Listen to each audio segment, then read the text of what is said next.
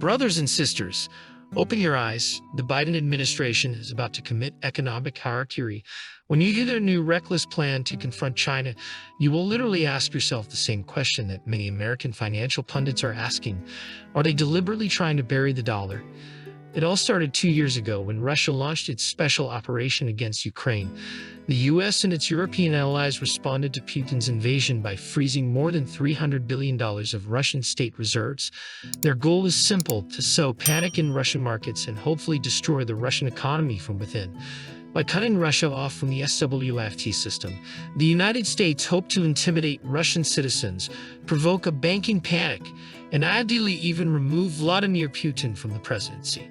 The plan looked promising on paper, and when the Russian currency actually collapsed after the invasion, it looked like the US strategy would work. But then, to everyone's surprise, the whole plan failed miserably. So far, more than 16,000 sanctions have been imposed against Russia.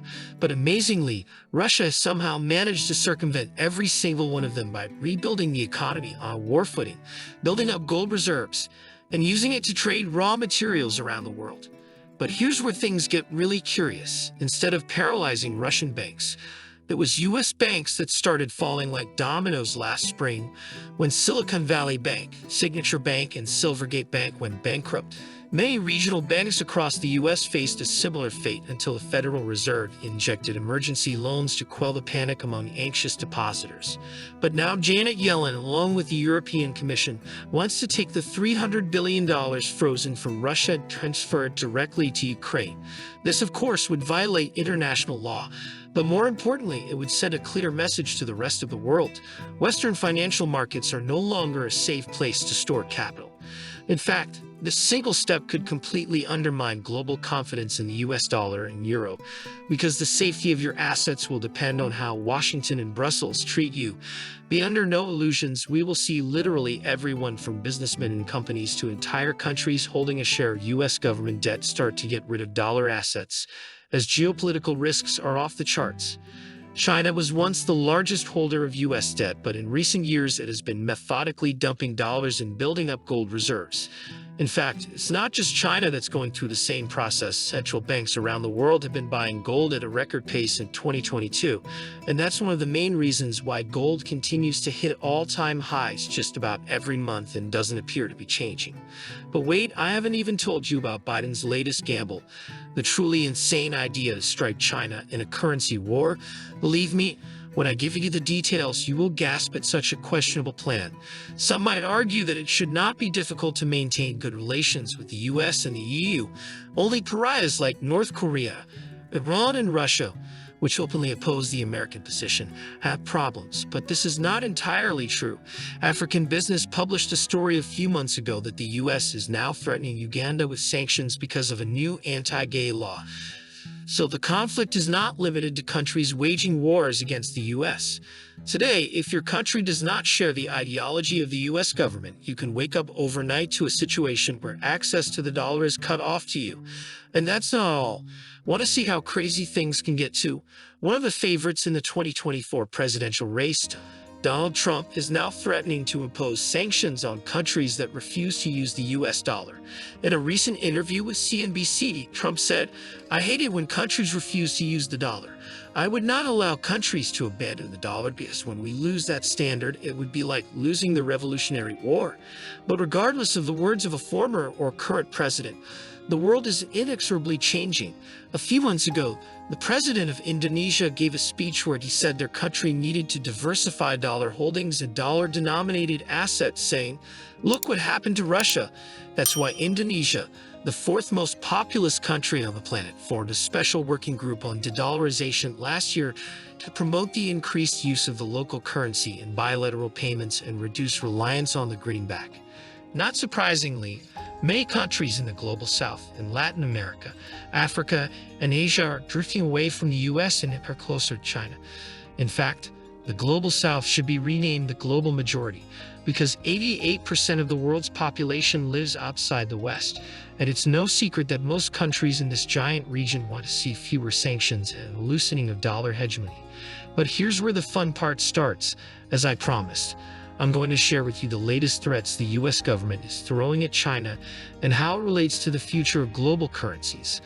Last week, Business Insider reported that Washington is considering using the power of the dollar to stop Chinese banks assisting Russia, but their plan could play out badly. So what's really going on? US policymakers are probably looking closely at those 2020 numbers showing total trade between Russia and China at $107 billion. And now they see the statistics for 2023, according to which the trade turnover between these two strategic partners has already reached $240 billion, an increase of 124% in just 3 years. The US government is clearly unhappy that China is increasing trade with Russia. But in fact, more than 85% of the world has refused to impose sanctions on Russia. In fact, one of America's key allies, India, has become one of the largest importers of Russian oil since the conflict in Ukraine began. Of course, this simple fact will have no bearing on the decisions of American policymakers. Last week, the Wall Street Journal reported that the U.S. is preparing sanctions that threaten to disconnect some Chinese banks from the global financial system. And frankly, this is where the U.S. government has completely lost touch with reality. Remember the saying, don't play with fire unless you want to get burned. This is the dangerous path that the U.S. leadership now wants to lead us down. First, have we learned nothing from the failed attempt to rein in Russia with more than 16,000 sanctions? Apparently not. The sanctions have only strengthened Russian military power, and despite any financial infusion into Ukraine by Congress, there is no chance that this conflict will end in anything other than a Russian victory. And this is not my personal opinion or a reiteration of Russian propaganda. It is what almost all of the US military experts are now openly saying. But now it's time to face the truth. Sanctioning Russia is one thing, but if the US does sanction Chinese banks and disconnect them from international finance, they will literally do everything they can to accelerate the world's abandonment of the dollar. And let me explain this with one simple chart. In 2000, the United States had enormous leverage over the world because it was the #1 trading partner for every country on the planet. The United States dominated trade on every continent and with every major power. But 2 decades later, only a handful of countries still consider the United States their #1 trading partner. The vast majority of the world now circled in red is China's zone of interest and influence. And with this new leverage, China can take one simple step to radically accelerate de-dollarization around the world. More than 120 countries now count the Middle Kingdom as their top trading partner. Of course, the Chinese authorities are well aware of this, and it is enough for them to simply announce that from now on it will be necessary to pay exclusively in yuan to buy Chinese goods. Very soon, most of the planet will switch to de-dollarization because for most countries, China is the main trading partner. That's why the idea to impose sanctions against Chinese banks is the height of insanity. It will be a complete fiasco for the US government and the dollar. In fact, the trend of de-dollarization is a process that started decades ago, around the turn of the century. In 1999, the world was still living in a unipolar reality where the United States was the only superpower on the planet. In 1999, 73% of the world's foreign exchange reserves were held in US dollars, but over the next 2 decades, China began to rapidly gain ground. Don't forget that chart I showed earlier. It documents the shift in just 20 years from US dominance to China's dominance of the world's supply of goods. When the Middle Kingdom became the planet's leading trading partner, it marked the beginning of a new multipolar reality where countries were given the choice to cooperate with the US, China, or both powers. By 2021, only 55% of global foreign exchange reserves were still denominated in US dollars. But with the Russian takeover of financial assets in 2022, the world's de-dollarization efforts have reached unprecedented levels. By the end of 2023, less than 47% of the world's foreign exchange reserves remained in US dollars. The best quote summarizing the actions of the U.S. government comes from economist Peter Street-Onge. If those who run our country were deliberately trying to destroy the world economy, they would hardly act otherwise. But friends, that's why we study geopolitics and see what's going on in the world. Always be ahead of the curve, learn lessons, and find gaps in the investment market. The main reason why Russia was able to avoid all 16,000 sanctions is that it accumulated gold and tied the ruble to gold.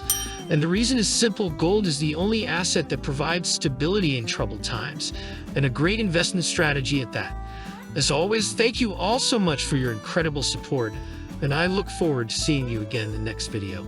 Don't forget to like this video and subscribe to the channel if you haven't already. Wishing you prosperity, happiness, and wise investment decisions.